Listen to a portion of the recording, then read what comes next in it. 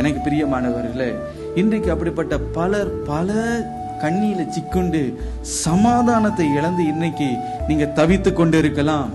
ஐயோ, நான் என்ன பண்ண போகிறேன் என்று எனக்கே தெரியலையே. ஒரு பினான்சியல் லாஸா இருக்கலாம், ஒரு பெரிய கடன் பிரச்சனையா இருக்கலாம், சமாதான குறைச்சலா இருக்கலாம், ஒரு குடும்ப பிரச்சனையா இருக்கலாம், அல்லது உங்களுடைய பிள்ளைகளுடைய விஷயத்துல அவங்க தவறா போகிறதுனால இன்றைக்கு உங்களுடைய இருதயத்தை நீங்கள் கதறி கொண்டு இருக்கலாம். எனக்கு சமாதானமே இல்லை என்று நீங்கள் சொல்லிக் கொண்டு இருக்கலாம்.